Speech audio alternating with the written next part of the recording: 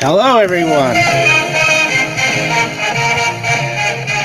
To conclude that, Nice. how are you, Eric? It's good to see you. Happy Sunday. Good. Yeah, I love seeing that. Like, it's funny with a cat, how the cat is piercing in. Hey, Ross, how's it going, bud?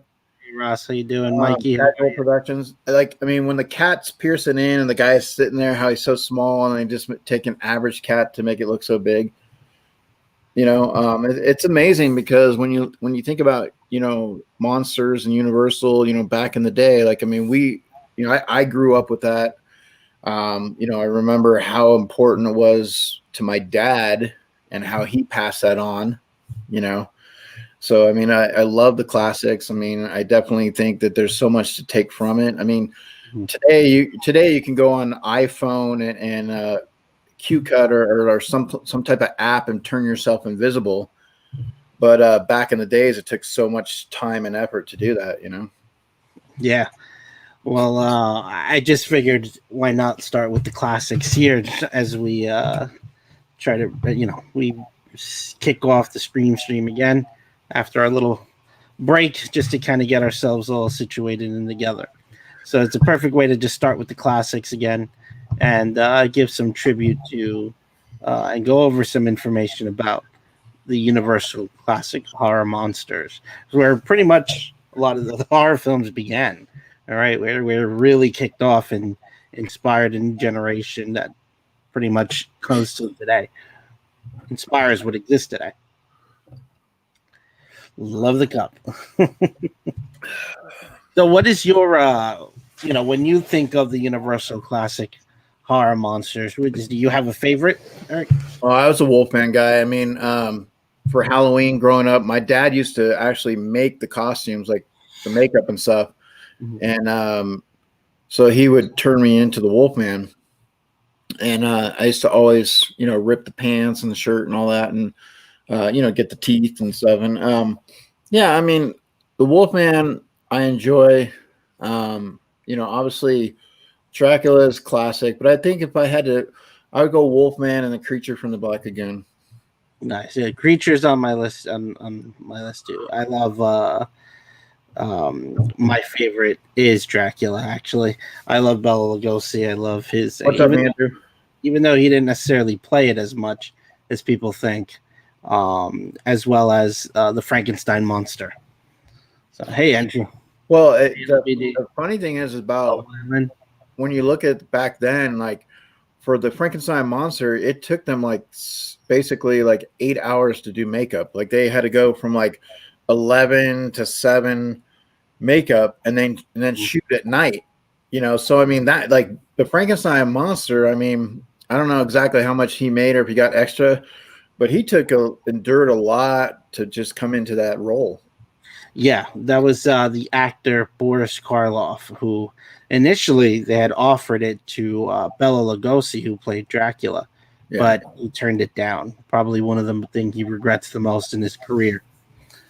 You think so? I mean, because he's still, I mean, known out there for the, Dracula. Oh, So I of mean, course, but he didn't play like Boris Karloff had a lot of attention and a lot of fame, and Bela Lugosi never really, I think, came up to that level. Yes, he's famous for a lot of the B movies that he was involved in and playing Dracula on Broadway, in the original 1931 Dracula, and then again in Abbott and Costello Meets Frankenstein.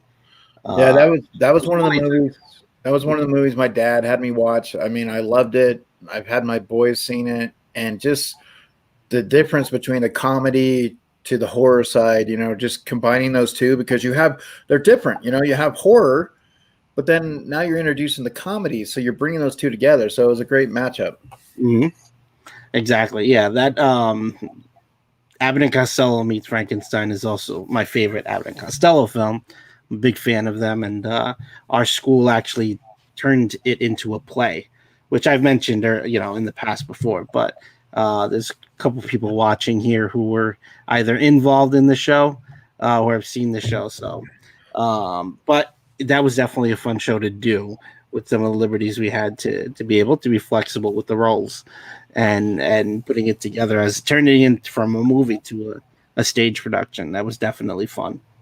Yeah. Uh, but pretty much, one of the things that I wanted to really talk about here was, how did all of this start? Where did it all come from? What influences all the Universal horror monsters? Where do they come from? And their influences from Gothic literature. So you have Mary Shelley's Frankenstein, the novel, the book, Bram Stoker's Dracula, uh, Robert Louis Stevenson's The Curious Case of Dr. Jekyll and Mr. Hyde, and then of course the picture of Dorian Gray, who's the author's escaping me. I can't believe I'm forgetting that right now. What's up, LBD? Dorian Gray, author. Well, I think too. I mean, at one point, Oscar Wilde. How did I forget that? Yeah. Universal was going to shelve production. So I mean that they almost didn't have the Universal monsters. Yeah, so those four gothic horror like novels pretty much influenced the early silent films, like Nosferatu, obviously being an unauthorized, uh, pretty much depiction of of Dracula. They got Nosferatu. The company was sued by the brand Stoker's estate pretty much because they didn't have permission, so they had to replace a lot of the names and all. But even Thomas Edison worked while he was working here in New Jersey. They did an early version of Frankenstein. Um, there were, I think, George Méliès, who I spoke about in my last video on my channel when I talked about science fiction, messed around with fantasy and toyed around with things that were very similar to Picture Dorian Gray, and characters with two different personalities, like in Dr. Jekyll and Mr. Hyde. But eventually, yes, like you said, when Universal, which was one of the studios that were famous, the famous 8 studios during the pretty much golden years of Hollywood. They were known. They were part of the. There was 8 studios. They were part of the Little Three. But Carl Lammel was in charge of that studio and wanted to. They were trying to figure out, what new psychological thriller can we do, or what can we do? Let's adapt the Gothic the horror novels. So that's where we get Dracula and Frankenstein in the same year, 1931. There were obviously, we could go back before that to Phantom of the Opera with Lon Chaney Sr., The Man with a Thousand Faces, Hunchback of Notre Dame, all of that. But pretty much the ones that we know really start, or the most famous start, in 1931's Dracula and Frankenstein, which came out the same year. Well, you also had, I mean, you go back to like with Dr. Jekyll and Mr. Hyde, Mhm. you know. So I mean, I really like how the string of stuff that they've done, whether it's, you know, with the Attack of the 50-Foot Woman, you know, you have the Spider. I mean, you know, there's the 20,000 Leagues Underneath the Sea. There's so many different movies that came out over that course, you know, that follow from, you know, suit from these guys. But it's amazing what they had to endure, you know, to go through to make these films. Mm-hmm. Yeah, and I mean, Universal's known again. They became famous because of the Universal Horror Monsters. It really helped them kind of out of a jam and get a lot of attention. Obviously, went to it, but some people did look down at horror in a way. It really isn't until, and if you stick around, you'll see Eric and I's reaction to the next thing we're going to be talking about. Also, is King Kong, who's considered one of the Universal Horror Monsters as well. And I know that the trailer has dropped already. It is out. I can see it there, but I don't want to watch it until there's a specific time that we can set. Why don't we say 12:45? We pause and we film our reactions here. Sure. Hey, Christina Payne. Hey, Christina, how are you? But what I do enjoy is that, you know, some of the side trivia and some of the, you know, things that you discover and find out as you do some of the digging around and homework and research, doing you know, some finding background information on these films, how there were early depictions of these films that we didn't think of. So obviously most people know Nosferatu was an early depiction of Dracula, just an unauthorized adaptation. But there's also Frankenstein by Yes, Mouse. Thomas Edison's Frankenstein was considered a lost film. They thought they had filmed it. It went. They lost it. They couldn't find it, and then a copy ended up. They ended up finding a copy, I believe, in like some sort of like attic or something. But this is the interesting stories and trivia that you find out as you start learning about the history of some of these films and lost films and whatnot. Let me see if I can find. Here it is. It's if I put this on, just to kind of show you a little bit of the. Writing's not that. Yeah, love the ads and everything now. These ads are getting longer and longer, but I guess that's where the money is at in these ads. You know, so yeah, they want to embed that in your brain. Oh that, yeah, that little jingle or that little ad that's going on, just whatever. Mhm. Hope everybody's doing well today. Hey, Clara, how are you? The lovely Clara is here. hello. How are you? Violin Dreamer. How's everyone? So as well, I'm gonna just get this loaded. I want to make sure that the quality of this film when they rediscovered it is really poor. But they have done some remastering to it. So some people have added color to it. Some people have a tint to it.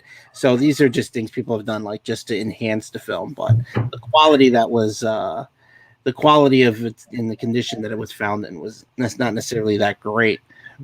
Claire just woke up. Yeah, we're doing it's an early show. We're just coming out to hang out and talk Universal, you know, classic horror monsters. Well, So what are the people in the chat that have joined us? What are your favorite? Any of them your favorite? Wolfman, Dracula, Gillman, Invisible Man. I forgot to mention Invisible Man as being one of my favorite. Just because of his sarcasm. They remade that They film. just remade it, yeah. Which actually a pretty good film. It was. It wasn't that bad. Yeah, it was. It wasn't. But if you watch the original, Claude Rains played him. I loved his sarcasm. Like he was just funny to me as a horror monster. You know, obviously there was for that time it was scary. Some of the scenes, the murder scenes, especially when there's a scene if you remember it. kills With- one of. With the name Constantly. Silver-haired Wolf, you can't go Oh, wrong with yeah, you Wolfman, have right? to be. Clara, you would have to for the Wolfman. That's perfect. And I love. I mean, looking at how they've done the makeup of the Wolfman, and how many hours it took, just to get that right, and then obviously they got it. 6 hours. 6 hours for that. And they said at the end of them, the actor and the makeup guy ended up actually getting into arguments, throughout, and you can imagine, I mean, he's sitting there getting stuff, prosthetics and everything on, and for 6 hours, and you got to stand and sit, Mhm. yeah, it can get a little irritating. Yeah, exactly. So I mean, if you look at even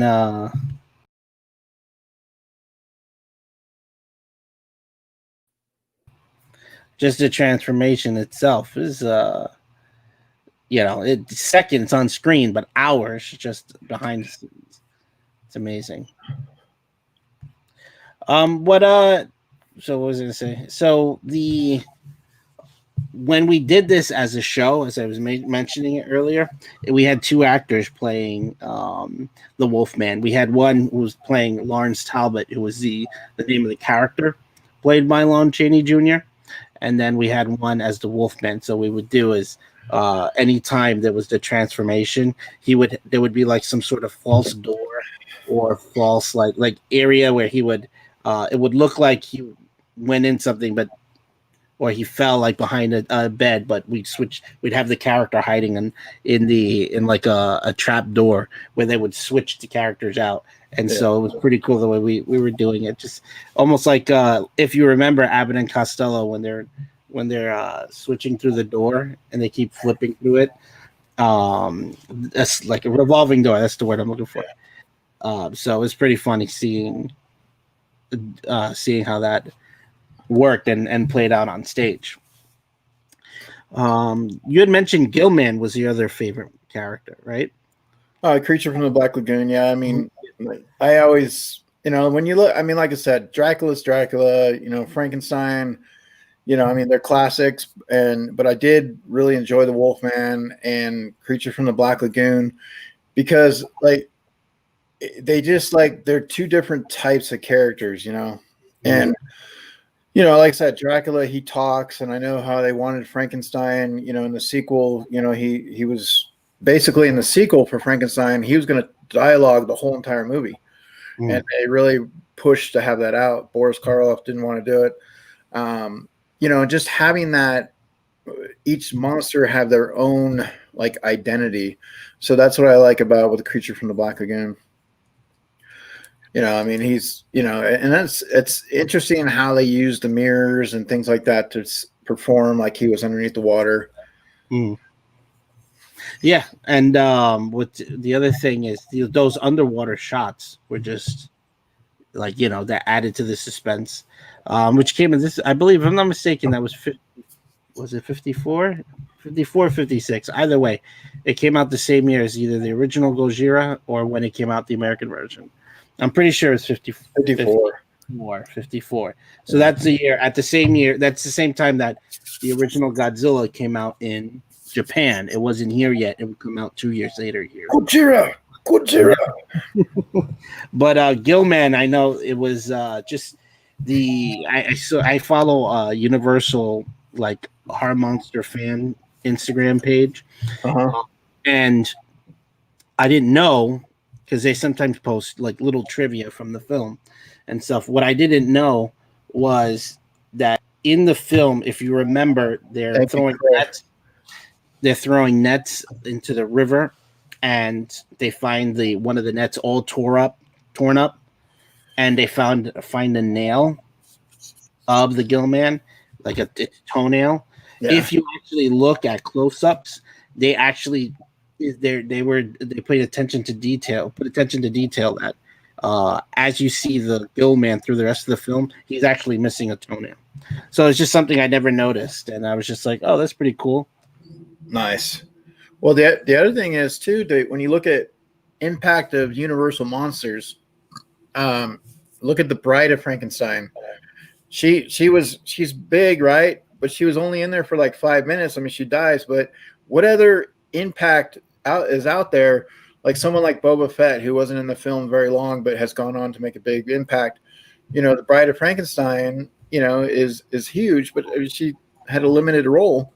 Exactly. Yeah. I mean, I think what it gets down to is just how cool the characters look. You know, it's always been like, you have that iconic, you know, look with the big hair for the bride, and how, you know, she also kind of contrasts the Frankenstein monster in that, she really isn't as, you know, as monster looking as the rest. She just has cool hair, in a sense. But um, I know. I wish I had her hair. You know, you know. That way, can you imagine the next time that you come into the stream and all of a sudden you see Eric with this crazy hair?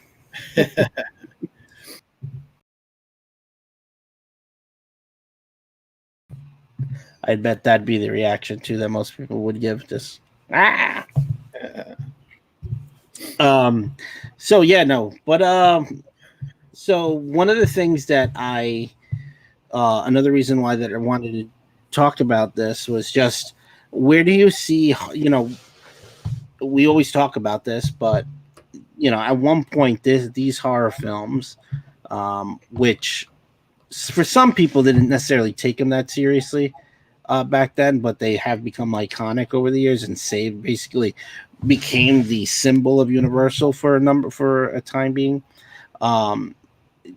Where do you think these are movies that should be left alone or remade? Oh, wait, I know that they've been remade, but like I know that there's been talk lately of basically starting a universe, like a Marvel Cinematic Universe, but the Universal horror classic monsters. It's like, I just want to make sure if they do it right. Okay, so with the Invisible Man, that kind of fits. Like you can use today's technology. There's script, you know, like it wasn't that bad of a remake.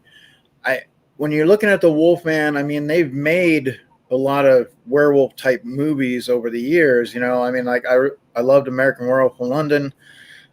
You know, great special effects, but I just don't think that the interest from the younger generation to carry that is going to be there. There's going to be a lot of, you know, people that love the Universal classics and stuff like that may go check it out, but I don't know if it's going to be lined up around the doors, you know, or blocks and blocks like it did back in the days when they had it at the movie theater in Hollywood. You know, when they did the triple feature. I mean, that was kind of what saved, you know, Universal, because they were ready to can the monster operations for a while, but they did a triple feature, and one of them was one of the King Kong movies. I think it was Son of Kong that was in there. It was Dracula, Frankenstein, and Son of Kong, and they made massive amounts of money, which kind of kicked Universal, you know, rear end and saying, hey, maybe we should continue these. And then through the 40s, you know, you get more, you know, films. So I think, you know, they've tried, you know, they've made some Draculas, you know, Tom Cruise, you know, they've gone through this, you know, with some of the movies, you know, they've each time period. So do you create it in this type of setting, going back to a black and white period? We've had black and white movies, right? Pleasantville, you know, could you go back into that type of setting and remake it? Mm-hmm. Yeah, I mean, it'd be interesting to take on it, because in the end, all these movies, even the originals, were all connected, as LBDs make reference to in the chat. They were all connected. In fact, Abbott and Costello Meets Frankenstein technically was like the end of the monsters, because they all get killed off in that one. The Invisible Man was still around, but they didn't necessarily. I wish they had done something with like that, because it ended up being that Abbott and Costello Meets the Invisible Man was more of a boxing thing than it was a horror film. But and the Mummy, they do meet the Mummy later on as well, which was their last movie, one of their last movies together. But seeing them all in a shared universe that's taken seriously, I can see them doing like little, like, you know how movies do case in point, WandaVision, how it's black and white, but then transitions into color. Right. I think that would be cool, like little flashback stories of how like either the curse, for example, of the Wolfman, and how it was passed down to generation, and what would it be like with all that happening now. Well, and that's what you'd have to do is you would have to take that past and start linking it to the present. Mhm. And take that black and white and bring it into color to do something different. Because if you just go straight into color and try to reimagine, like I just don't think it's going to, work well in that sense. And if you did an Abbott and Costello, obviously they were classic, but let's say you did a different version, Abbott and Costello meet Frankenstein today. Could you have somebody like, say, Will Ferrell, and team him up with somebody and be kind of in that comedic type role, That would be fun, like a Will Ferrell and John C. Reilly from Step Brothers, if they were in the. Yeah, I mean, just I think what would be funny is a Kevin Hart and a Dwayne the Rock Johnson. That would be a funny combo. But I don't know if the Rock.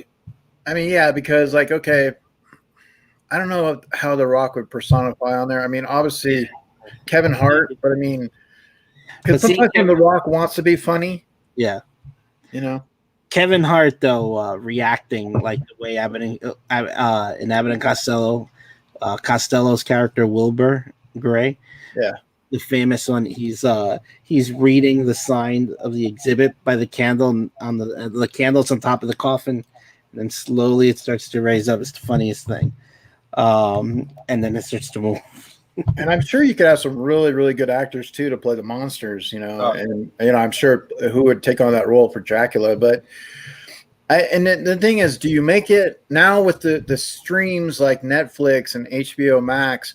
Do you take it to the movies, or do you just try to make something into that? Like, hey, go straight to Netflix, or have one of these streaming services create that type of movie, like the WandaVision, Mm-hmm. Yeah, I think with the, let's see where WandaVision goes, and there's that nostalgic feeling for something, because maybe that would help in that, because I know that some people are like struggling to get into WandaVision because of it. But if it works, I can see something like this work too. Where is it? I wanted to show you, there's always something for new generation. I found a good copy of it. So, as I said earlier, that there were early attempts to make these films. Wait! My head's glowing. My head's glowing.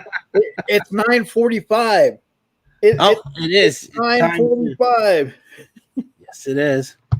What we want to do is, as we said earlier, we're actually going to pause here for a second. Let me see something.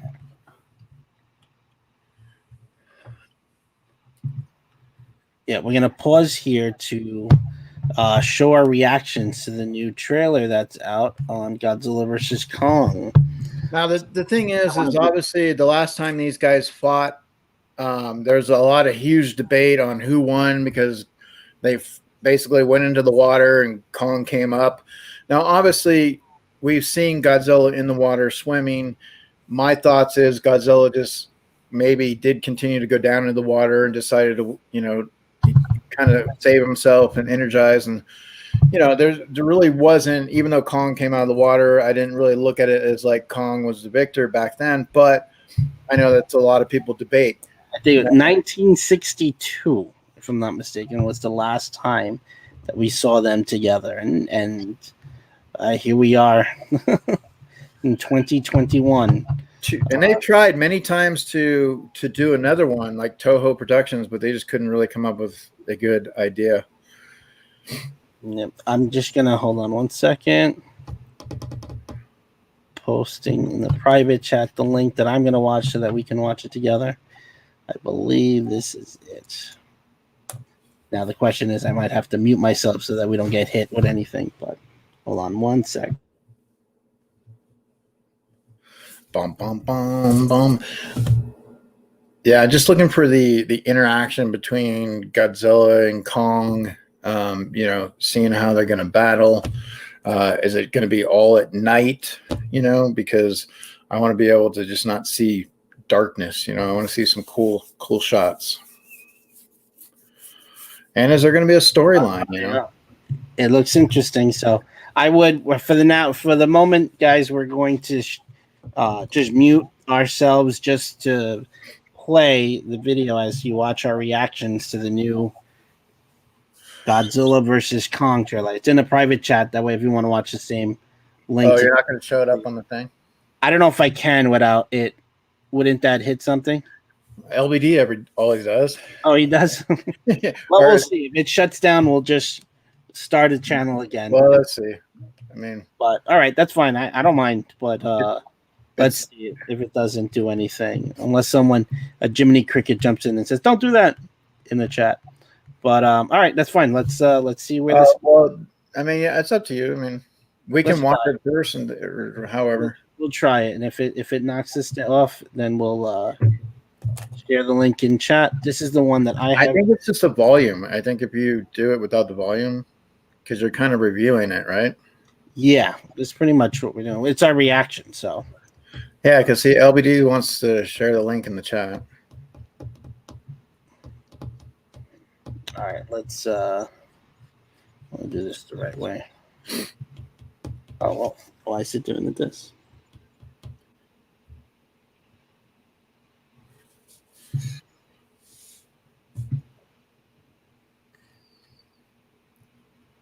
It's not letting me share my screen now all of a sudden.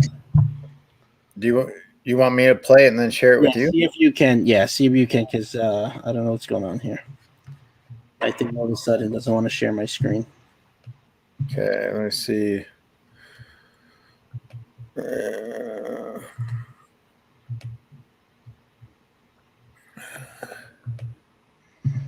Oh wait, I think I got it now. You got it? Yeah, I did. You know what it is? It's because I went to show something earlier, but I stopped, and I think it blocked me, and then but now I have it. Gotcha. All right, let's see what happens, people. But here we go. Popcorn. I'm gonna mute myself. That was always fun when you go to the movies. I missed that part of it, watching the trailers of what's going to be coming out.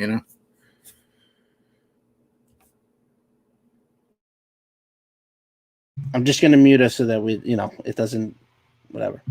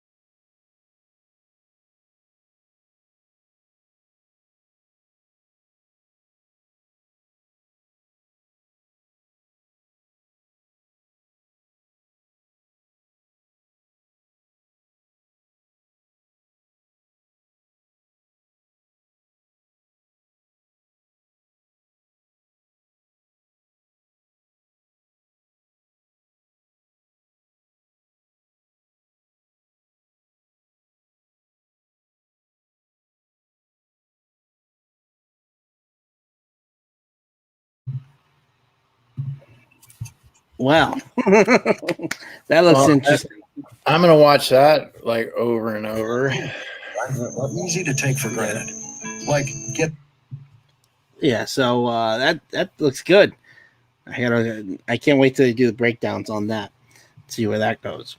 I enjoyed I enjoyed it when he's on that ship, and then Kong just just not hits them. Yeah, I was wondering, like, because they kept showing just 1 second clips or 2 second clips, and finally, about time we have something because this movie's already going to come out in what, 2 months? What's up, Dead Zone? Yeah, the end of March. The end of March. So I mean, pretty much 2 months and 2 days from today. Mm-hmm. What's cool about that is now what I'm hoping that they don't do is start flooding a bunch of like trailer 1, trailer 2, trailer 3. I think like if in March maybe lead up to it, but I'm sure they're gonna have a super. I wouldn't be surprised if there's an international trailer, unless that was the international trailer. I didn't. Well, you'll have maybe a Super Bowl spot too. Yeah. But what's good about this? So I mean, from what I kind of took from it is they're depicting Kong as kind of that feel sorry for him type role, like he's a gentle giant, So I'm wondering if that's a little foreshadowing with Godzilla as the winner, but who knows how they're going to set it up. I've heard different things. So, but overall, like, I just think just from that right there, I'm excited about it. The only thing is whether or not they have enough star power in the film to carry the film for the human side. Yeah, that looks like. I mean, that was one of that was a kid from Deadpool, right? If I'm not mistaken. What's that? That was a kid from Deadpool. Yeah, he was. Yeah, he was the one. Mm-hmm. And then Skarsgård is in there, so he's the brother of the guy that played It. Yeah. So I mean, it looks like it's gonna be interesting. I wonder if they're gonna do like the build up the same way. Remember when Freddy versus Jason came out, and they did the weigh-in and they did all this stuff back then? If there's any publicity with, are you Team Kong, Team Kong, or Godzilla? Team Hairy Cheeks? Hairy Cheeks. Yes. And speaking of Team Hairy Cheeks, look who it is. Oh, no. How are you, BD? I didn't come in here because I was running some errands. I'll probably be home like maybe half hour or something. Yeah, no worries. We're not going to be too crazy here. We're just talking, catching up. It's been a while. But I just watched the trailer too. What are your thoughts? I'm excited. It's different. I was wondering like how if he's on the boat, like how are they gonna really get into it? So I'm curious to know like how they actually transition from that scene to actually on land. Because what's interesting is that for years, one of the biggest things since 1933, the biggest thing was how the hell did they get Kong onto a boat, and how did they get him to New York? They only referenced it in the original. We'll build a raft and to carry him, whatever. And they never showed it, or they implied it. I think the only time they showed it was in original 62 version where he and the 70s version too. They had him in the berries. Yeah, in the original was the berries. They knock them out and they build a raft, and you see it. Well, it was always that they didn't show it. This one they actually show him on top of the boat, just chained down. The only thing I remember from the last film they did for King Kong, the one that had Jack Black in it, was that they knocked him out with some liquid or whatever. But I don't know how they got him onto the ship. That I don't think. Yeah, the chloroform. No, they don't show it. But I remember that Peter Jackson. If the next time, if you ever watch the 2005 version of Kong, you'll see that they do a lot of panning of the and flyovers, like overhead, like bird's eye view shots of the ship, and you see that it has space. There's a lot of space, and it's implied that that's where. I haven't seen that film in a long time. I'm looking for something in particular. going on, everybody? Which also the segue of Funko. I'm excited to get that 10-inch Godzilla. I'm probably going to get the Kong too, but I'm definitely going to get Godzilla. I'm scared to get those things because that Godzilla is going to be a huge box. It's going to be similar to the Child, I believe, because of the tail. Where to fit it? Yeah. Well, here's the thing. With those kind of 10 inches, do you really want to keep it inside the box? Like, No, That's- I'm getting two. I'm getting one for out of box and one for in box. of course you are. Well, by the way, has anybody seen that there's 3 for $25 on pretty much any Funko Pops on the site on GameStop? Oh no. No, I didn't know that. Yeah, some people actually bought the Pikachu, the 18-inch Pikachu so they got 3 of them for $25 apparently, which is an error in their code because it wasn't supposed to be. I don't think the 18 inches included. Oh well. So somebody got a good deal Yeah. because they're sold out now. Like they're gone. They're Those gone. things now. been sitting there for a long time. That was the same way. Like when I heard that the other day, they had restocked. Amazon had restocked on PS5s. Which one? Amazon had restocked on PS5s. Oh no, And that's the automatic. second I clicked on it, it was gone. So I imagine that anywhere else it's like that too. Oh yeah, no, you have to be on it before it goes live. Mm. My cousin was like, "How did you get yours?" I was like, "I got it on the first wave." It was. I'll be honest with you, for as much as it was hard for people to get the first wave, it was a lot easier than any of the other times that people are trying. I think the road's closed. It's probably just a detour. It's not on this road. We'll cancel those ones, yeah. They probably will if they catch on to any of the if there was a mistake or something that they caught. Like Clara saying. Yeah, I don't know. I'm trying to see what it looks like. Wait, I've been meaning to go to that. I haven't had a chance to. It's just been so crazy here. I've been meaning to go to the Livingston Mall. I actually have to go there soon because I'm working. I'm the middleman for a trade that's for Dead Zone. That's with the store, but not that one. I'm the one that's in the entrance by Martin Noble. Oh yeah, that one. I've not gone to that one yet, but because isn't it his son that owns that one? There's a store, Eric, in the mall that has that. Like I said, it's like a lot of antique stuff, collectibles, and there's a whole section of pop figures. But there's another little version of the store, like when you walk in. There's 3 of them now, actually. There's 3. Yeah, that guy who was Coach P's, where you got that robot thing from before. Yeah. He's moved into the one that's in front. It's a lot bigger now. Yeah, and then there's the last one at the end, and then there's a guy with the smaller store in the beginning. Wow. Yeah, we definitely have to check that out. Well, I gotta go eventually soon, so might as well make a thing of it. Sure. Andrew saying like they canceled everybody's Sorcerer's Mickey on Walmart. That was BS. Oh, well, that's Walmart. Walmart has a habit of doing that. Basically, what I did is I just anything that's. But people got Superman, right? So people got their Supermans. Yeah. But as for the GameStop thing, I just redid all my original orders because I was already buying more than one, so I just redid all my orders and got the deal because I was only ordering 2 of each thing that I wanted. And now I just made it 3 because it just came out cheaper. Because some of those pops are actually like $14. They're not 10 or $11.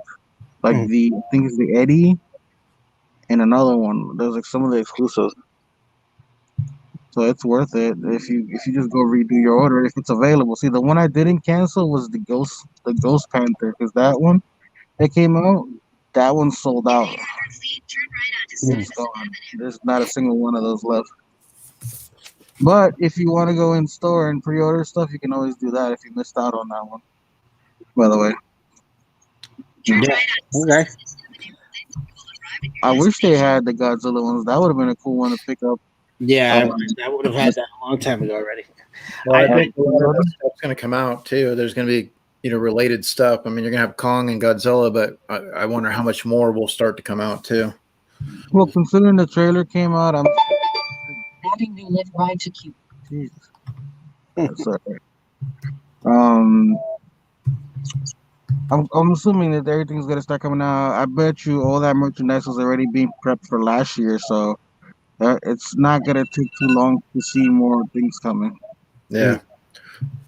I mean, I'm sure they were having stuff prepared for, like end of the year Comic Cons or something like in Brazil. They usually do one. Well, you saw that they announced there was a. It's on the right side of it. Yeah. No. Well, yeah, I'll get off here.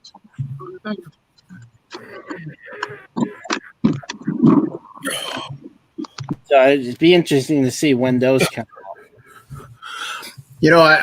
I want to know your thoughts. So Godzilla comes onto the ship, and obviously both those guys on the ship, that ship's not going to last too long, right? And you saw at some point Kong seemed like he was jumping in the water. Yes, it looked like. Godzilla looks up and he goes to blast the ship, and I think he hops off to avoid the right. hit. So my thing is obviously if Kong is in the water, that gives an advantage to Godzilla, more so because Kong's not, a water type person. My thing is I'm wondering if they're going to bring in another monster to distract Godzilla at that point in time to allow Kong to kind of get away. You saw that was that weird flying like there. I don't know who it was. That's the Osprey bat. And then I hear rumor of Mega Godzilla. Well, so Apex is one of the bad groups in the movie, and they deal in cybergenics. So, I'll be back when I get out of here. All right, guys. Okay. All right, Right. no problem. Thank you. So they deal in cybergenics. So I'm wondering if they're the ones that have Kong on the boat, and it's either they want to see those two fight to see how Godzilla moves and what he does to mimic, or they want to be able to use Kong in some capacity, just to fight Godzilla, and they get rid of Godzilla, then they can bring in their own Godzilla version. I'm not sure, but I think at some point both those monsters are going to be together. Yeah. I think Kong is a smart monkey. I mean, he's a smart one, animal, gorilla, whatever you want to call him. And I think that's the deciding factor is he can figure, like back from the original one when he was hiding behind the rock, he can think through things. So They're gonna have to find some sort of ally or something that comes in to help them. Maybe if there's a big baddie that comes in. I don't know. Maybe some sort of famous person that would come in and help in some way beat down a bigger threat, a triple threat, if you will, such as this. And it's only going to take this triple threat to take down the big baddie of the film. Well, there's rumors that they each have their own kind of like group. Like there's a group A, group B. So there's some monsters that side with Kong, some monsters that side with Godzilla. Oh, that's interesting. It's almost like Civil War in a way. In the Right. Marvel. Yeah. I mean, you have the Hollow Earth. You still have the Skull Crawlers to come and play. There's going to be monsters that want to see Godzilla fall, so they could be the alpha. Is like what I want to see. I want to see King Kong riding in on Rodan. That'd be fun. Hold on, he's back. Yeah, apparently I'm here too early because there's nobody there. Either that or he went out to lunch. Where'd you go? I'm at the comic shop that I haven't been here since like end of November, so I got like a stack of stuff waiting for me. Wait, which one is this one? This is in Union. I don't think I ever brought you here. I used to come here with my brother. Maybe he's just getting back from lunch. It's 1:00, right? So maybe he's just kind of finishing up lunch. You're right, Clara. That picture's everywhere. Well, he's coming to the door right now, so I'll let you guys go. All right. No problem. Well, he'll be in and out. He'll be jumping in and out like Kong jumping in and out of the water. But yeah, that's certainly, it's amazing. All I have to do is hit King Kong, Godzilla, and Bernie Sanders, and sure enough, it's Now, do you definitely been think? done Do you already. think? Do you think they actually will have one fall, or do you think it'll be maybe? I'm thinking, okay, toe to toe. I mean, seeing King Kong hit Godzilla in that shot. Now, like, I mean that was huge because I wanted to see that. I thought that maybe he would hit him and Godzilla would be kind of like, whatever. He kind of looked bigger, didn't he? He has grown because Yeah. Well, he The definitely original- is bigger in the thing, but he almost looked a little taller than him. Maybe it's just him jumping, but hold on, let me show you the picture here. it's the angle because Godzilla's coming up out of the water. Yeah, it would have to be there because I was like, He has grown. Yeah, it's the angle. I mean, how he does that kind of battleship stay upright? Like okay. if I stand on a canoe, it starts to turn over. So on a listen, little boat. there was another shot that I was trying to find it that I found the same shot, but over on the side there's an island. Like there's people nearby. It's like it's on a beach, so it's like it's not necessarily in the water. It's kind of like in shallow area, which Yeah. would have it, standing up. But I don't know because obviously with the way they move things around and imagery and stuff like that. Mhm. I wonder if trying to see if I see it anywhere. I saw it last night. I was trying to find it again, but there is an actual shot of that same picture, and then off to the left there's an island. There's people like on the beach and stuff like that. So I'm just wondering. Can you imagine being on the beach the one day you decide like I'm going to go out for the first time in a long time to the beach, and then that happens? You get like a perfect spot. You put your chair down. You get everything all situated, and all of a sudden, boom! Godzilla comes out of the water, and you're like, crap. And it's a battle. Like, well, I hope I get my admissions fee, the beach fee back. Now, the thing that ties into this is Kong is a classic, and Godzilla's are classic back in the days. So those are different types of classic monsters as well. Yeah. There's I don't know if this is a concept art of what you were talking about, but this seems close to it, but it's more concept art more than anything else. This one I found like on Cinema Blend or something. I was just looking at it last night, so that's why I was like, no, this one actually has them on the boat. Yeah. I don't see it, but I mean, if I come across it, but see, the other thing is there's also reports of possibly like a Chicxulub type monster, like in the water, like a Kraken type guy. And I'm wondering, that's what I'm saying. Like, to me, if Kong's in the water, it gives Godzilla the advantage. I mean, Godzilla's a swimmer. Godzilla can do things underwater. Kong can't do as much, So I think that there has to be something that shifts to Kong's side to allow him to kind of get onto the land. yeah, that'd be interesting to see how that works. And I'm curious on how because remember in Kong Skull Island, they had trouble getting inside of the island because of that freak storm that surrounded it. I'm interested to see. I mean, you kind of see it in the beginning of that trailer. Well, it's supposed to take place in different parts, Yeah, I'm curious as to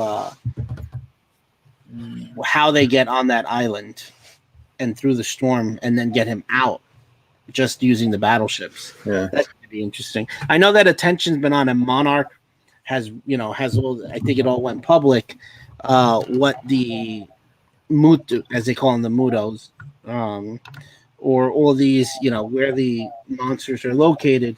But it's going to be interesting to see, what's Kong's whole thing about it. I know that it was, if you remember in Godzilla King of the Monsters, when King Ghidorah becomes the alpha and he does that scream and everyone obeys him. Apparently Kong heard that and ignored it. And then when Godzilla does it at the end and he becomes the new alpha, basically Kong can hear it the same way that the roar, I guess the frequency that goes throughout the world, and wakes all the monsters up. I know that supposedly Kong hears it, but he chooses to ignore it because he doesn't acknowledge Godzilla or anyone else as king. So it's going to be interesting to see that. And the concept that he was more on the human side, and then all of a sudden, that's going to be an interesting contrast. I guess Godzilla was more defender of the earth, not necessarily humanity, but Kong is a defender of humanity. So it's going to be interesting to see how that clashes. It's an interesting clash that I can see them using as the jumping point for this film. Well, I mean, beauty always killed the beast, right? I mean, Kong's always found some way to fall off a building or whatever. I think I look at Kong as one of those tragic heroes, the tragic figures. So you had mentioned earlier, and hopefully, if I'm right, spoiler alert, I feel that what's going to happen is it'll end up becoming just like in the original film. It looks like one has the upper hand and then the other person comes back and then they have the upper hand. I think it'll end up being a draw where they have to team up against a bigger threat, and one of them will sacrifice themselves for the rest of everyone else. And the director said there will be one clear-cut winner. I mean, But the question is how you put that portrayed in the film. Correct. I just see Kong. It could very well be that Kong gets the upper hand, but I feel that because of, if you just look at any King Kong film, pick all of them, there's always been a tragic thing about his character, and I feel that there's a chance that he will go down sacrificing himself. And basically, it's one of those, like a tragic. It'll be a somber note at the end of him. Well, did you see for everyone?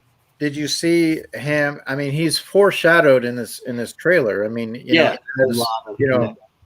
to kind of feel sorry for him or to look at him as, because he's getting more screen time than Godzilla, and so there could be something that does that. I mean, maybe he sacrifices himself for Godzilla.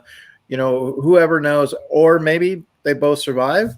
Mm-hmm. There's a lot of ways they can look at it because the Godzilla films moving forward, or do they tag on to King Kong and try to use him as a pitcher moving forward? Yeah. I mean, it depends. It really depends. I just really hope that this is kind of like that popcorn movie. It's like, this is fun. I want them to bill it really good and get people in there and make sure that the franchises can continue on. Yeah. Now here's an interesting thing. Are you going to, here's a topic for conversation, not just for us, but for those of you in the chat or watching this later on, are you going to see this it's going to come out in theaters and on HBO Max on the same day?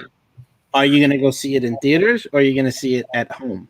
We already talked about it. The boys were going to the theaters, and then we're going to come back home and be able to watch it again. Yeah, I think that I have not been to a movie theater in about a year now, for obvious reasons, as everyone else has. But the theater is open, and I live right down. I could walk to it if I wanted. But the last movie I saw was Bad Boys 3. So I figured if there's any movie that will get me out in the middle of a pandemic to go see it, it is Godzilla versus Kong. Now, if I'm able to get a sound bar like Clara, or buy a bigger screen TV and create that, I may just enjoy it at home, depending on what the situation is. But as we get farther into March, hopefully with the shots that are going on, and we'll see how things progress.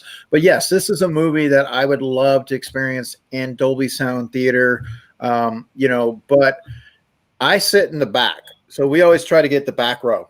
I don't want to sit anywhere in the middle or whatever, have somebody coughing on me, or I try to be around too many people. And you go, I'm not going to go on a Saturday, where it could be tourist town, prime time, whatever. I would like to try to go, usually sometimes we go during the school. I take the boys out of school. Like the Avengers, we actually went on Friday. They didn't go to school that day. I didn't go to work. We just went at 11 o'clock. That was me when the first Pokemon movie came out. Yeah.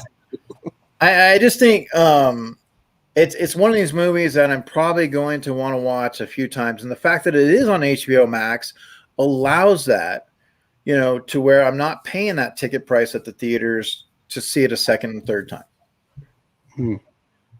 So, Yeah, you know, it's going to be interesting to see that. But although the only thing that I hesitate with the theater is I don't want to sit there with a mask. You know, not that I don't. I'm very much for wearing the mask, but having to sit in a theater with that and breathing. well, and that's what things I got to really decide on. And I may, as we get closer to that time, I may invest in a bigger TV. Yeah. You know, there's a lot of good prices on TVs, and I may really look into sound systems and just look at that situation because, like I said, I can pay less price and watch it again and again throughout, or you know, do I want that movie theater experience? Is it really going to be that much of a difference? So, like you said, like Clara, she said she has a kick-ass home theater. So if you get something like that and set it up, does that become enjoyable and is sufficient? You know, and will that suffice to me opposed to just sitting in a movie theater? I mean, you know, I can get popcorn, I can get candy, like I mean, I can get stuff. You know, of course, you got your movie theater popcorn, which is good, but still, you're also down on the price, right? You're not spending. I'm now not spending $35 just to get in, and then throwing an extra, you know, $30 for snacks and stuff. You know, so plus, look at it this way too. Let's say you got to go to the bathroom, right? You can pause it, go to the bathroom, come back. You know, Go back, yeah. so I just this is the type of movie where I definitely will enjoy it. I'm excited. I'm so sad it didn't come out when it was supposed to, but I'm hoping that that time that they took to polish everything and go back and say, okay, you know, this doesn't really fit. Like we need to do something Yeah.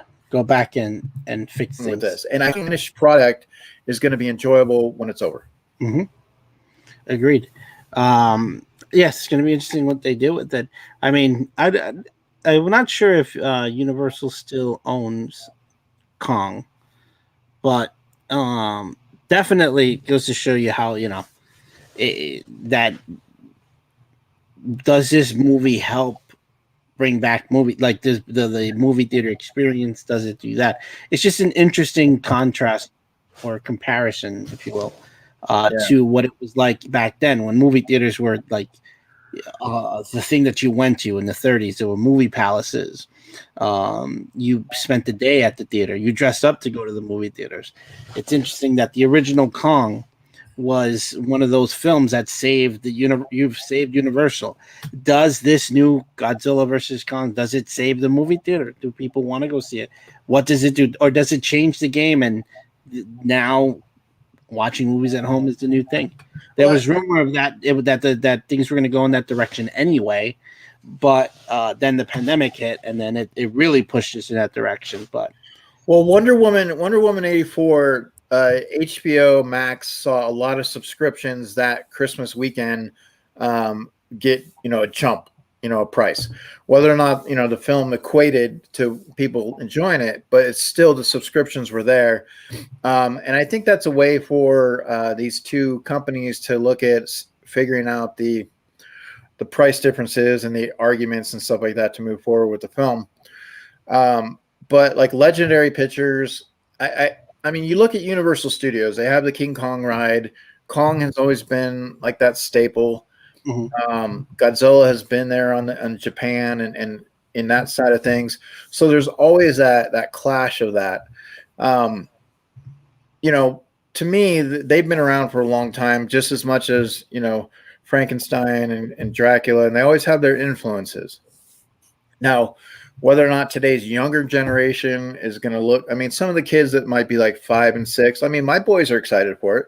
So it just depends on how people are going to view this. I think they really got to look at it like a fun popcorn type movie and go, you know, like, or order the HBO Max and watch it, whatever. So, but hopefully, you know, I mean, I'm not saying that I want to see a Kong versus Godzilla 2. I'm okay with just a standalone movie. Just do it right. just to appease the fans and the people that are, wanting to see this for the first time. Correct.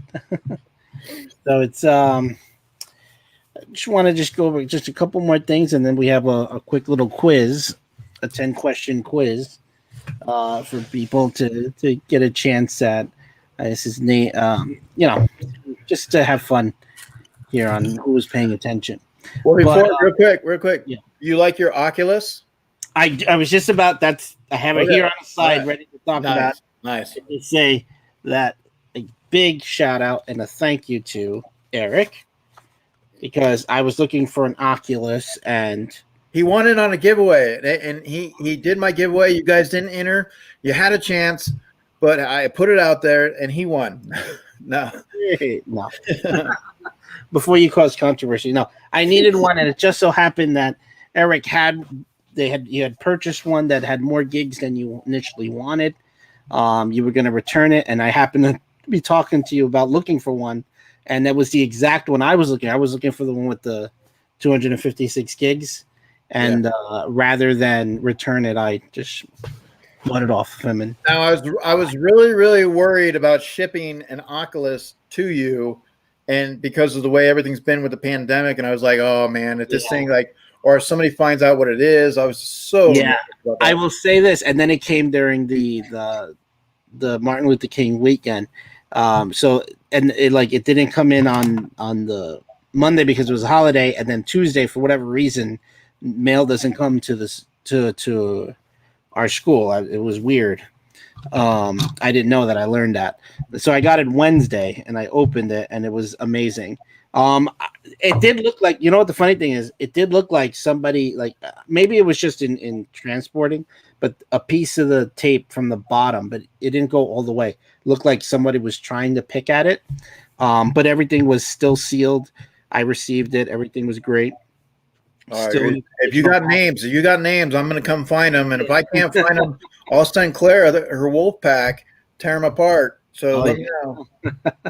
But I got it, and it's been fun. I've been at night. I like to hang out in the International Space Station, and it really feels like you're there. So it's pretty cool. I even thought about. I told the boys. I said maybe I'll get one, and they're like, really? So we could all kind of engage in that.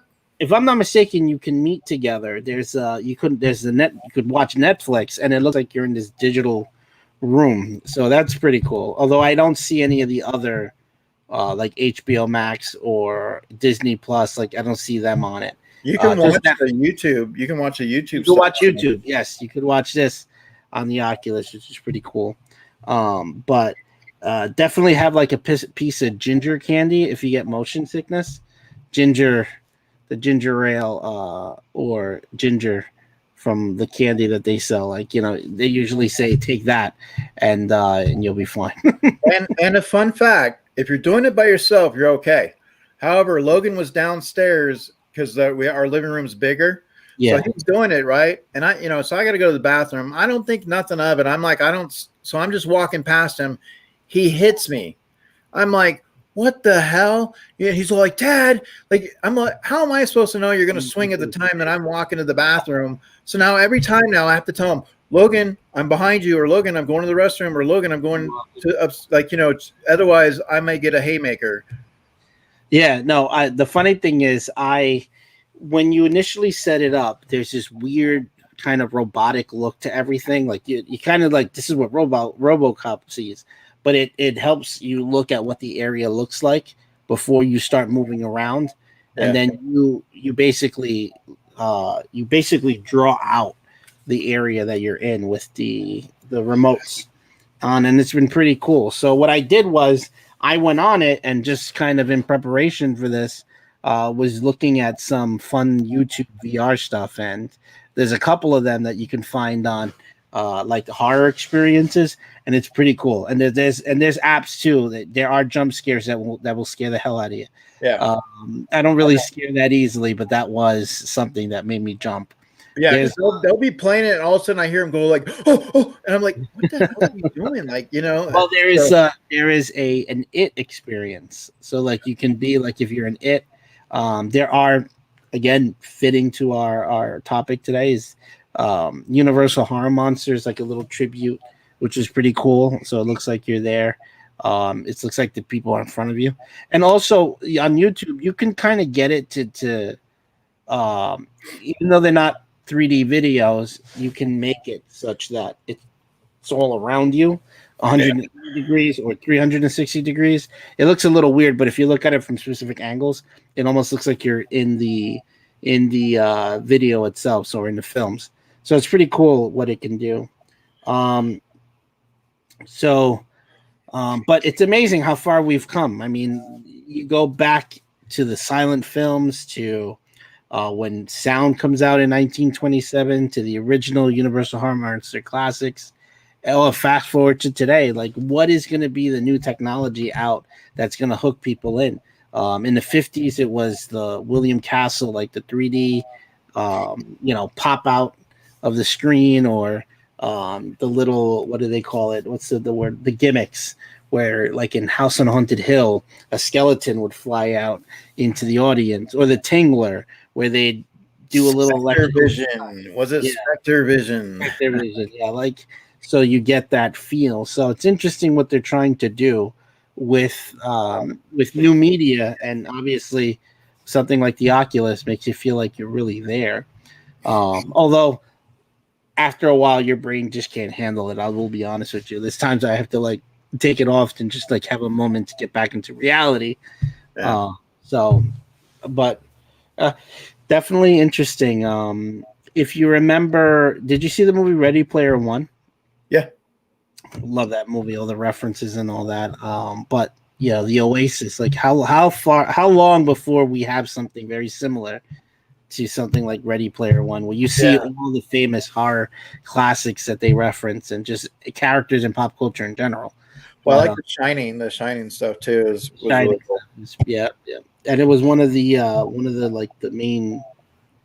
It's where I think was it Clue number 2 or number 1, was that? Yeah, and there's King Kong's in that. The reference to Kong is in there as well. And Godzilla too. The Mummy. It was a lot in there. It'd be cool. I mean, it'd be cool to see something like that. See how Charlie, like, put it on Charlie, and you get the reaction from Charlie. His reaction too. He's been quiet back there. Let's go to Charlie Cam here. Let's switch Charlie Cam. Charlie Cam.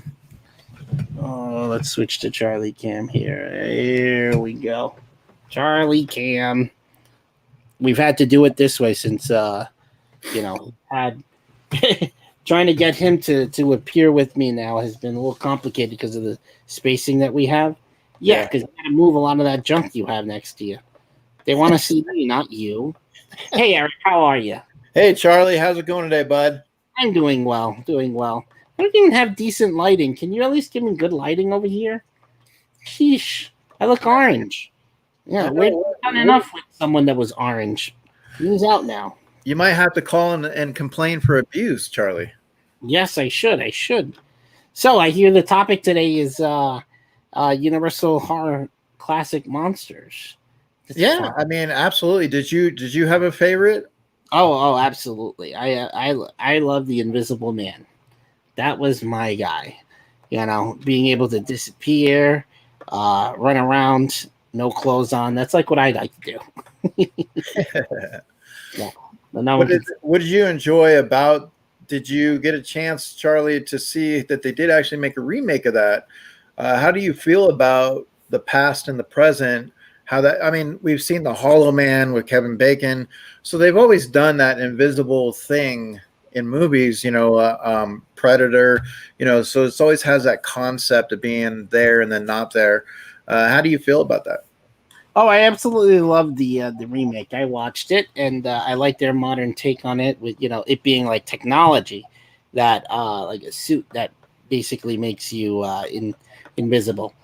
So definitely, adding a sense of realism to it, and still also being, suspenseful and psychological thriller to me was really interesting. Their take.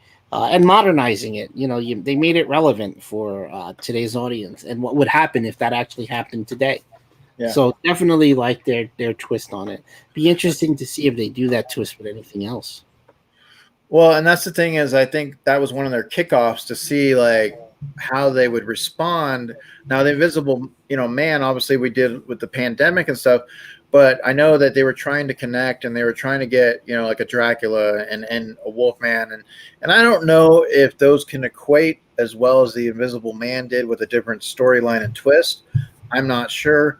But would you like to see something like that, Charlie? Would you like to see that come back?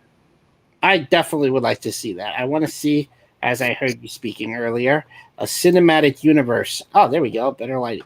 A cinematic universe of all of these coming together, and a build up to like an ultimate clash.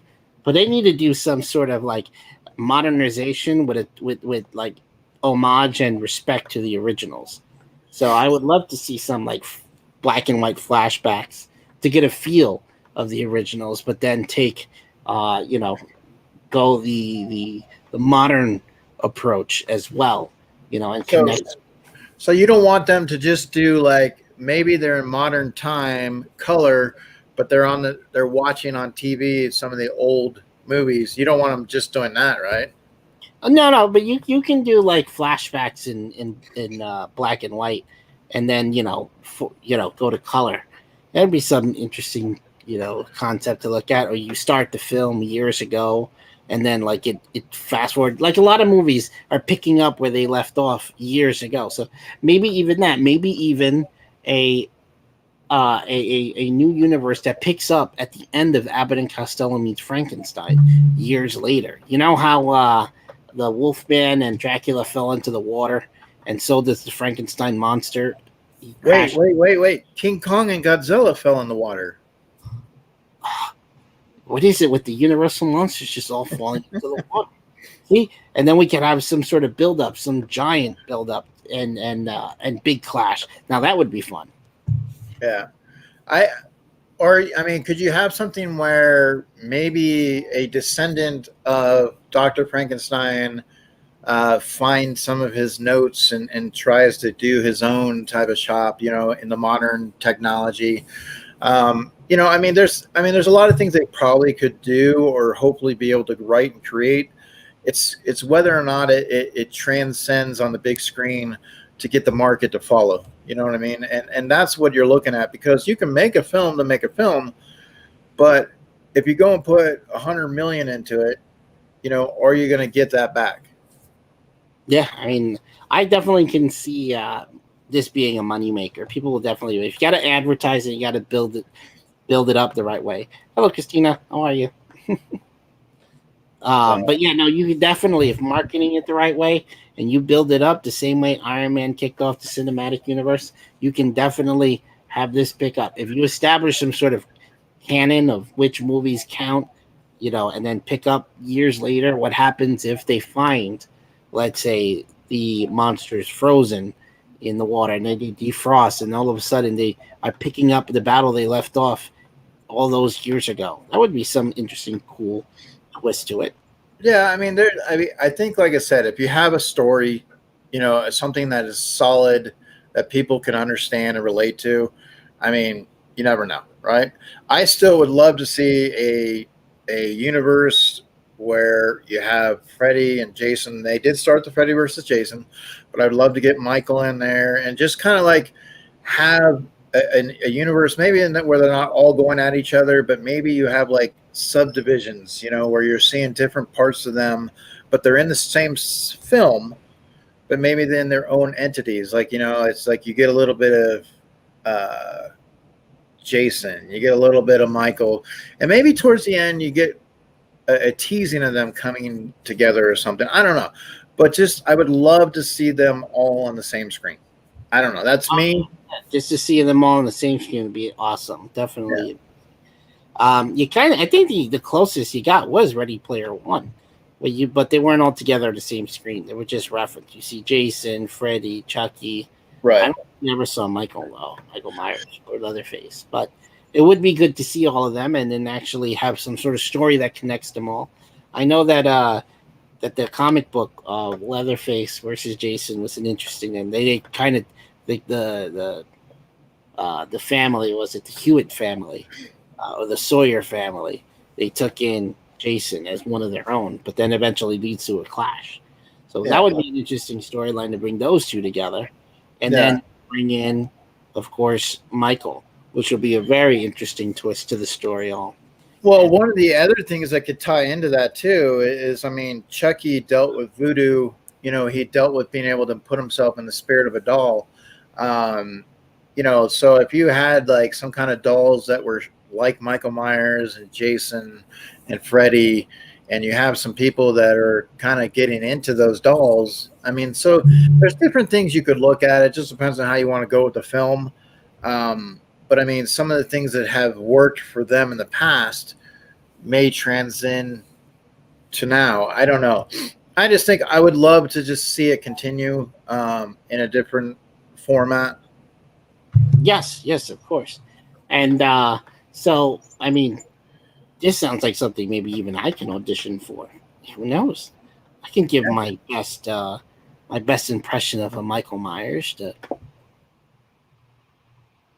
But can you drive a car, Charlie? Can you drive a car? Uh, Because Michael could drive a car. So I can drive a car. It's maybe not well. I kind of need help. Little can flimsy. you escape a burning cellar? Can you find a way out of a burning cellar? I definitely could do that. You know, Okay. got to work out for it. Just do push-ups. And how's your knife handling skills? Life handling skills. Your Well, knife. oh, my knife life. hand- Yeah. I was about to say, well, let's not get into life handling. But knife skills. Oh, definitely. I know how to chuck knives too. Alright. Although my preferred method, though, is killing people with a spatula. Now here's the important part, Charlie. Once you've taken on that role, now you have to be bad. You have to portray, and you have to be that killer sense. So let's say your victim's there on the wall. What's your look, Charlie? What look are you going to go for? You know, how are you going to look at that victim? You know, because Michael had it down pretty good. Like this.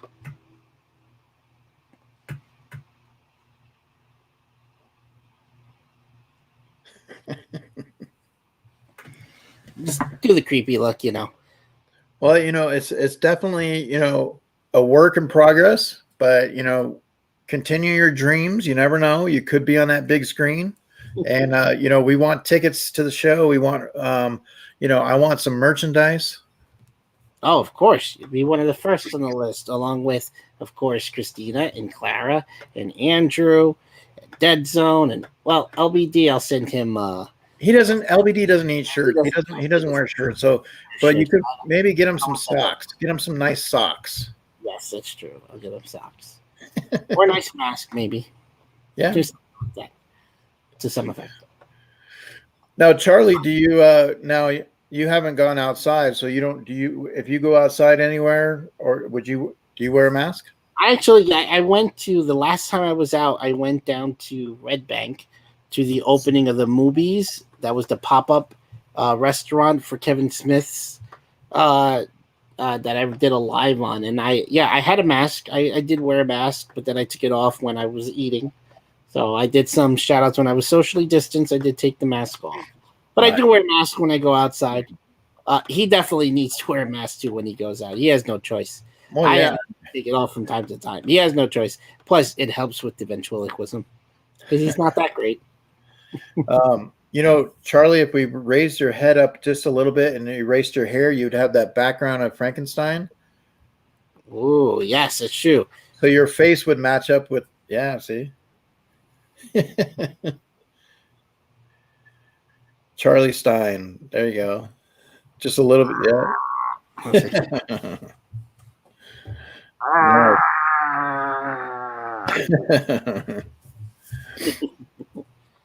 Well, all right. So, Charlie, now did you happen to know that there was a first time that somebody turned into a bat in one of these films? Do you know what film that was? Oh, actually, I think the first time in the original films or just any film. Yeah, in general? yeah, like, you know, like the Dracula and Oh. stuff. What would that be? I mean, of course, I think of Bela Lugosi turning into a bat the first time in the original Dracula, but I think the first time it was done was in Manor of the Devil by George Méliès that we talked about in one of our last videos. But in the Universal film, Universal film, I was going to go with Dracula, but I could be wrong. now Dracula had a daughter or a I son? believe it was later on a son of Dracula, but there was daughters of Dracula at one point too. But I think that was in the what was it, the Van Helsing films. He had 3 daughters. So the son of Dracula was the first time that somebody turned into a bat. Oh wow. Yeah. Yeah. Oh, so you don't see it, do I? I don't remember if I. Oh, that's true. You really don't see it in Dracula. It's implied, but he doesn't. Actually, you don't see it until later on. So Charlie, you're gonna have to go back, and watch. Back. Now, what do you think about so in Frankenstein, you know, they did Charlie that line that he speaked, you know, it's alive. Now that wasn't what they originally went with. No. You remember that?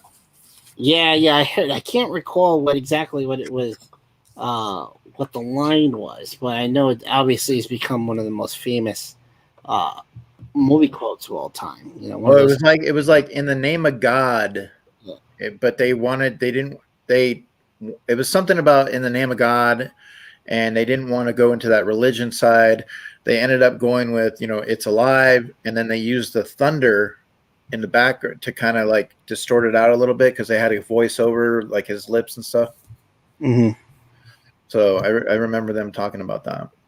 Oh, that's definitely interesting. I mean, I know we had that up here somewhere, and this famous, where Dr. Victor Frankenstein and his craziness of his obsession to bring, to make life out of dead people, dead pieces of people. Where is it? We have it here somewhere. Oh, there it is. It's the famous.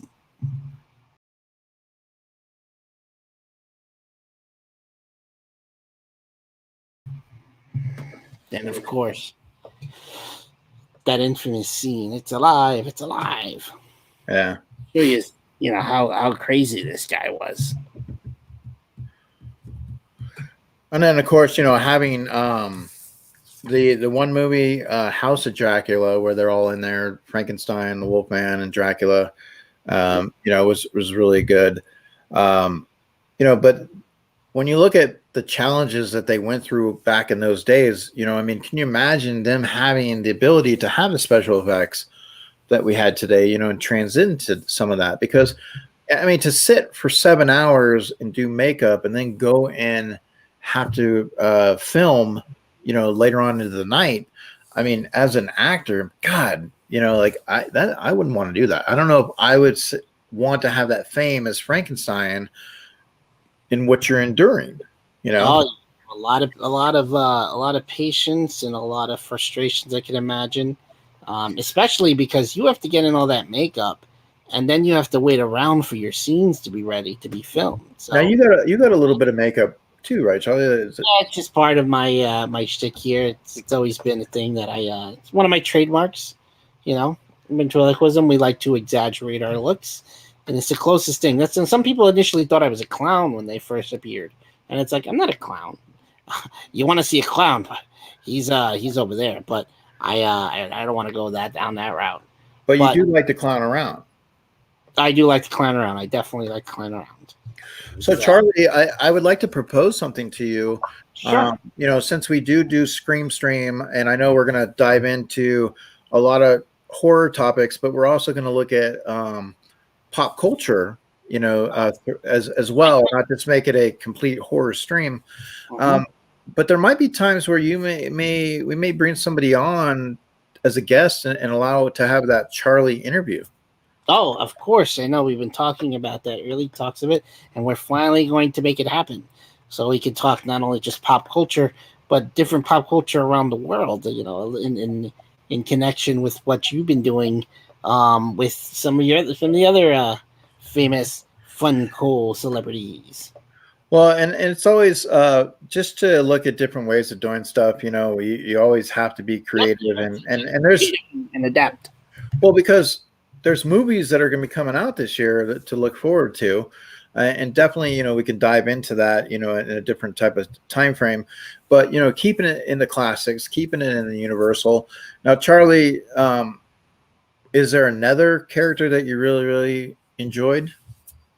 Out of all the characters here, it would definitely probably be the other would be Gilman. I loved Gilman. Again, the craziness of what it went through to try to film that movie, and it's innovative in filming underwater. I did enjoy all of that. But the one that we haven't really talked about the most is The Mummy. I really love The Mummy. I love my mummy too. I love my mummy. My dad was a big influence, but yeah, I definitely love my mummy. Yes, I love again, Boris Karloff, who did the Frankenstein monster. Also, what happened here? Did I lose you? Did you go invisible?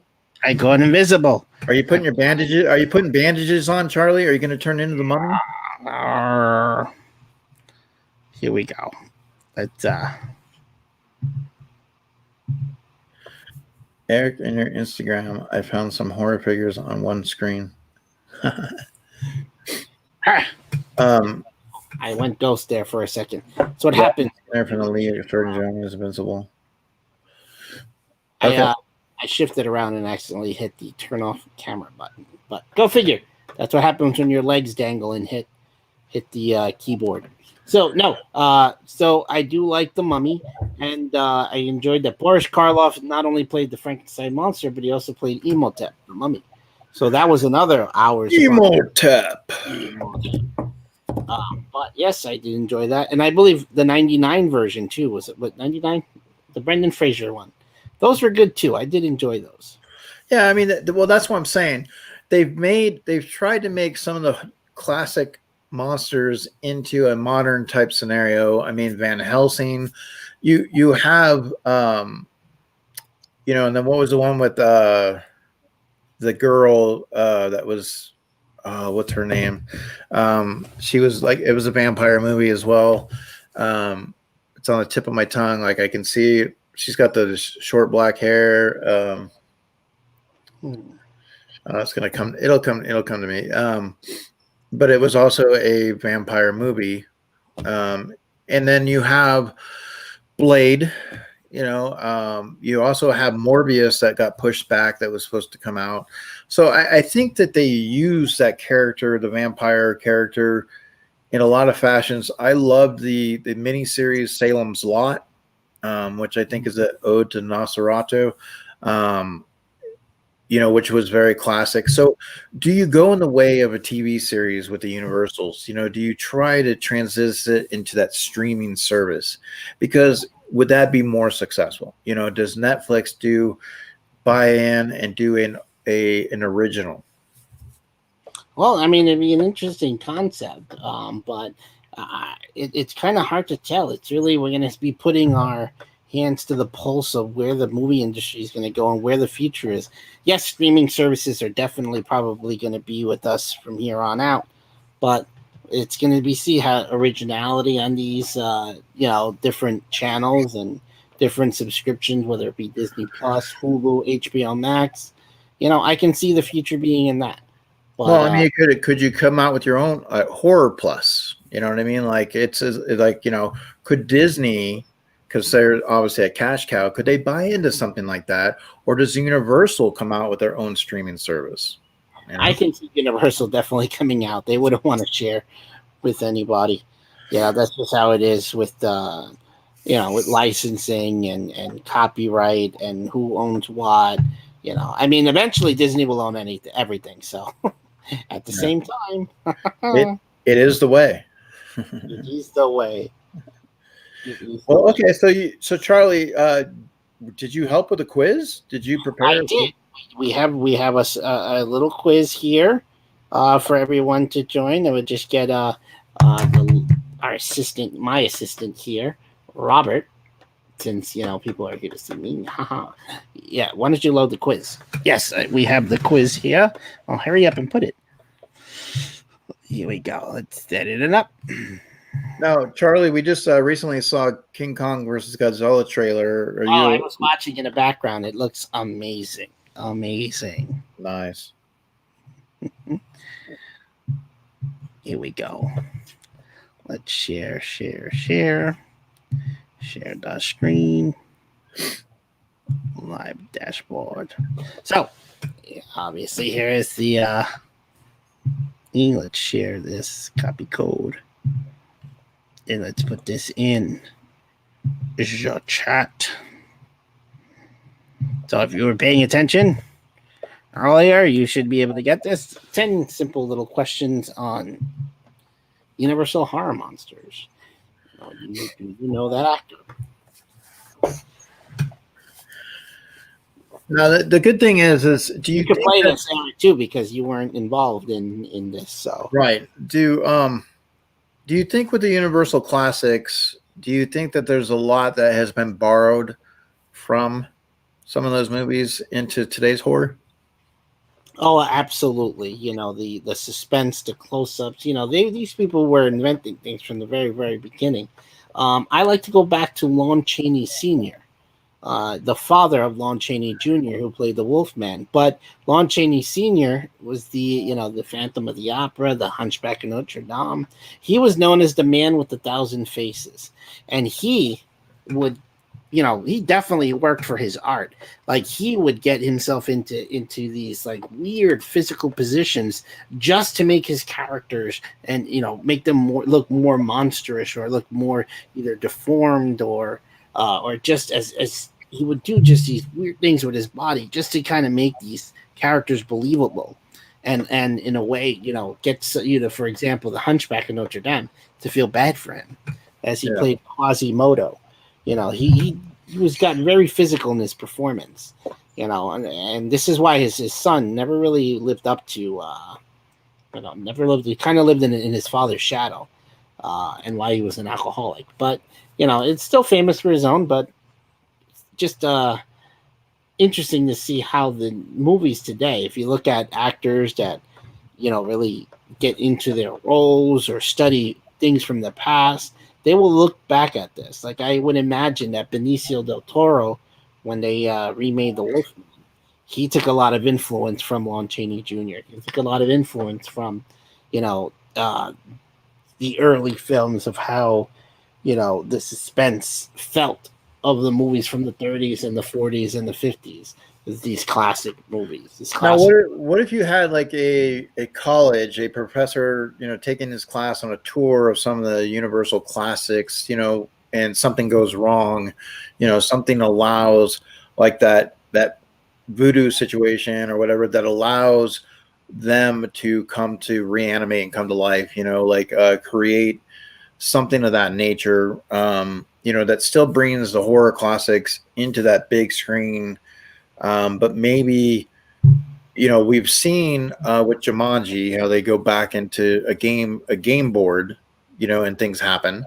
Mhm. What if it was a game board type scenario for Universal Classics, and they're into the black and white, and they're having to fight some of these monsters, something that creates that here today, but now going back tomorrow, that Back to the Future type rendition. Well, certainly interesting point. I'd like to see where a situation where if we went into Tom Savini's, if you ever been to see like interviews of Tom Savini's school of makeup effects, they have a lot of props from the Universal Horror Monsters.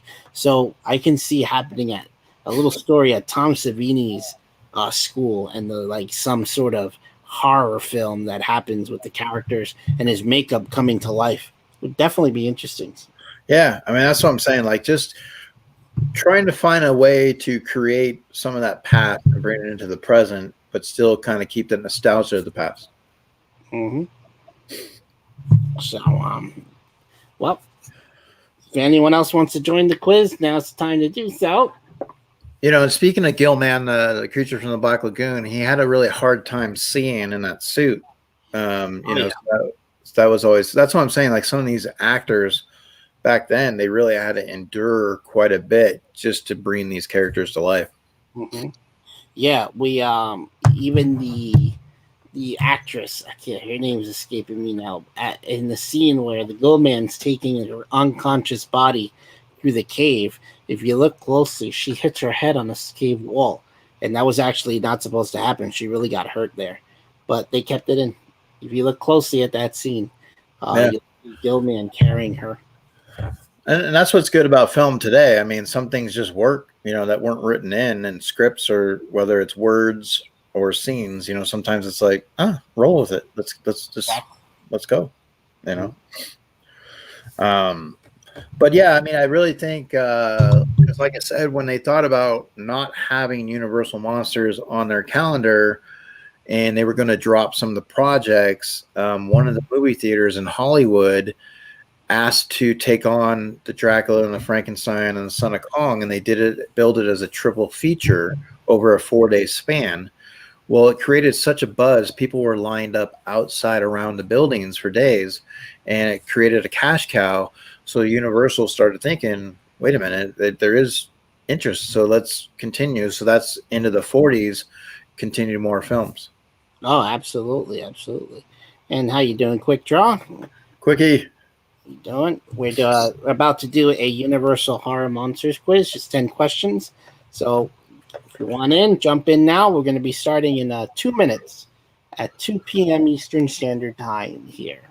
Charlie, would you, being the fact that you have dialogue, would you have wanted to see Frankenstein Monster have dialogue in the films, like, a great amount of dialogue as they had thought about doing? Or would you like to just keep him having that monster persona? I like the monster persona. I like the little bit of words that he says. I wouldn't want like heavy dialogue from the Frankenstein monster, to be quite honest with you. I just think it takes away from his, what his character. It would be the same like if Jason and Michael Myers all of a sudden started talking. It would feel a little off. But yeah, the little grunts and groans and the little things that he does say and throughout all the series, then that's okay. But I wouldn't want to make it like a full thing he does. But yet you have Kong, who is a monster, but still shows a gentle side. Yeah. I mean, like, remember how Frankenstein with the flower? And I mean, like, you definitely, you want to see that monster side and things. You don't want to really see them transfer over to the human side, Mm-hmm. But, I mean, you do have Frankenstein with the flower. Now, that's the thing about the pops. Pops have held value, and a lot of people want, the Creature from the Black Lagoon and the Wolfman pops. So I mean, there's a lot of interest in that from the Funko side. I think it'd be awesome, just to see them be able to. But I want to write story. I really want something that's going to be a home run. Mm-hmm. Absolutely. Well, it's 2:00. I think it's time we start this quiz. Okay. And again, Universal Horror Monsters, 10 questions. And then because I think Claire does hers too, right? Yep, exactly. So we want to make sure that we respect other people's times, and we want to, we'll end at the 2-hour mark. But let's get this quiz going. All right. And 5, 4, 3, 2, quiz. Good luck, everyone. In the meantime, I need to readjust myself here. Really? You're readjusting, huh?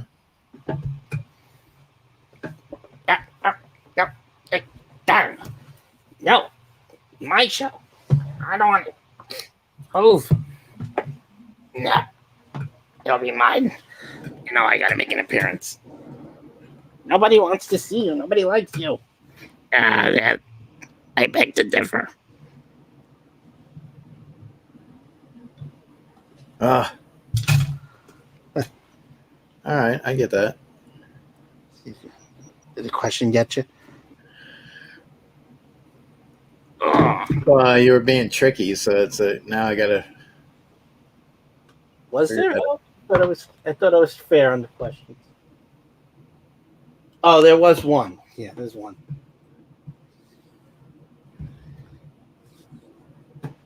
Oh, all right.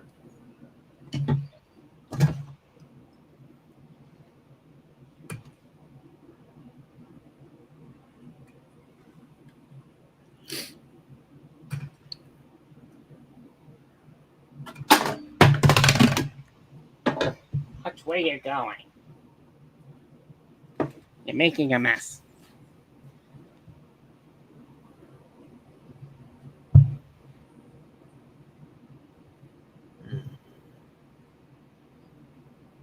See, people are struggling on this one.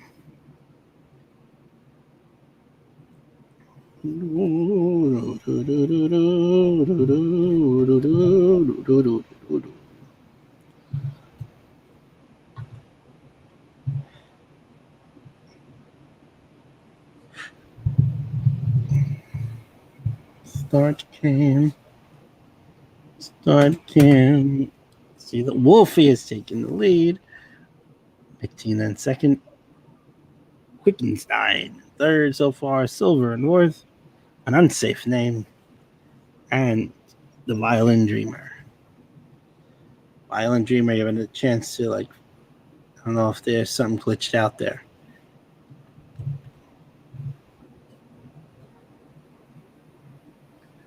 Let's see if who was paying attention. Be very careful on those questions.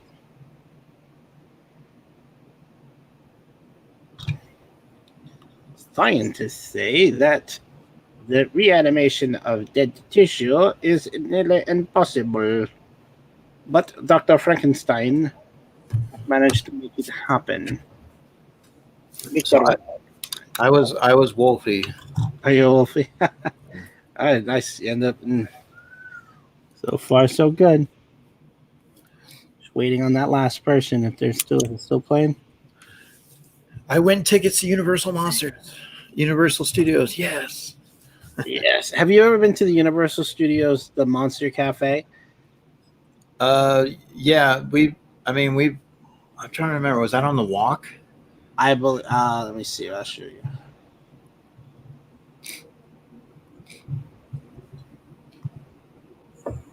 Yeah, because I think we did go to that. There's so many different cool shops. I'm trying to remember. I don't. Pretty cool. It looks pretty cool. You'll notice it. They got a big. Yeah, we did. But I loved it. I love when I was little. I used to love going there. Actually, I think that's where I got my Creature from the Black Lagoon shirt, There it is. but it doesn't fit me anymore. Let's check in on the live. We have someone jumping in. Someone had glitched out, so we're just letting them finish. But here we go.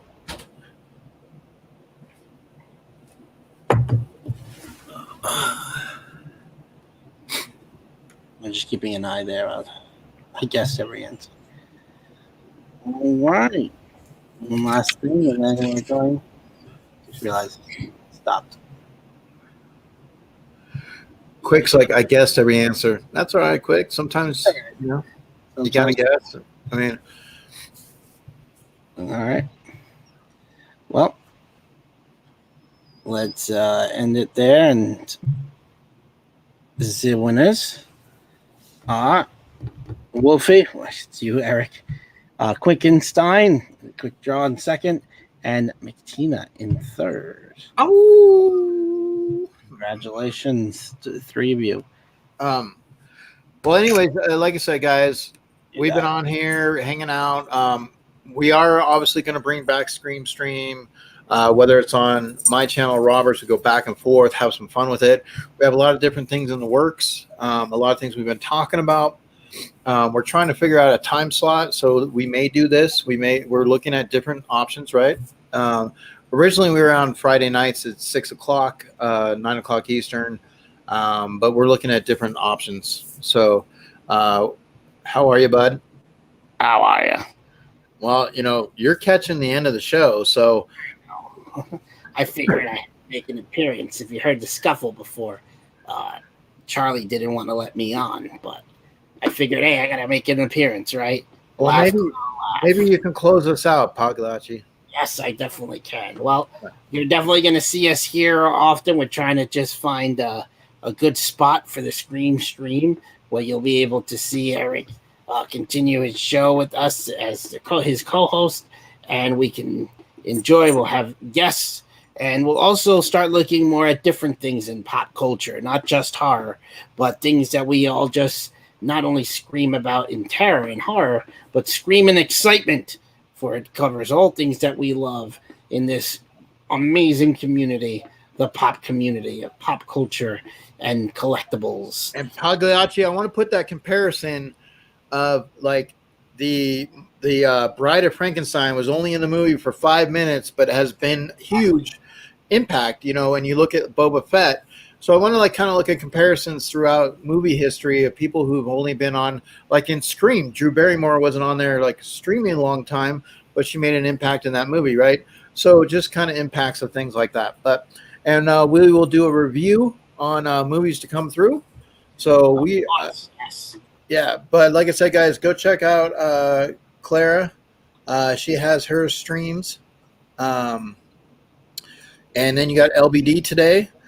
So a lot to go through, a relaxing day. And, just kind of pop in, say hi, go enjoy everybody out there. So anything, Pogs? Anything to wind it down?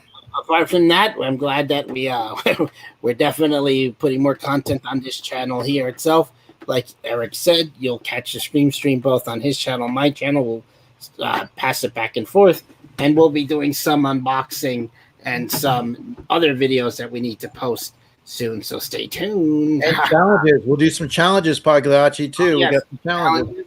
And reviews of the movies coming out. I definitely want to watch Godzilla vs. Kong and then do a little after panel discussion on it, which would be amazing and fun. And we might next week. We were talking about maybe reviewing WandaVision, like breaking some of that down, and going over some hidden gems that we've been able to discover. Yes, it's going to be interesting. A good topic. Just an interesting, weird direction that show goes into. That is been the topic lately online that I see in the chit chat. So, but I want to say appreciate everybody being here, supporting, continue to support. We also have football today. Pogs, do you have a Super Bowl, choice? Now I like, me, even though I'm a big commercial person. I never really was in the sports thing. I don't want my nose hit by a football, because if they do a Brady Bunch thing on me, I there goes Pagliacci. We'll be gone. Well, you just gave an insight right there. You said Brady Bunch. So Brady is in the playoffs today. So maybe that's a prelude to a pick. So you got the Brady Bunch. Yeah. And your hair is a little red and blue. You got the red and blue makeup, which is actually Buffalo Bills. So maybe Pagliacci's picking Tampa Bay and Buffalo. We'll see. But other than that, guys, I appreciate it. Go check everybody out. Go hang out. We'll see you in the next stream, because that's what we do. Come on, let's go to the next one. On to the next one, guys. Thank you so much for joining and for hanging out with us. Obviously, a big reboot here, as all things Universal have been in rebooting the franchise. Of course, people want to see me. More me. Okay, Charlie. Maybe Robert can make a little mini movie of his three guys as the Universal characters, like your own interpretation. Well, that would certainly be interesting. Just like Jeff Dunham did in that Halloween special. Yep. Just get him to go in their makeup. But that would definitely be interesting. Right, Pagliacci? Yeah. You're going to pay me for this. All right. Well, all right, guys. Well, thank you for being here, everybody. Thank you, guys. Take care. Have a nice, enjoy the rest of your week.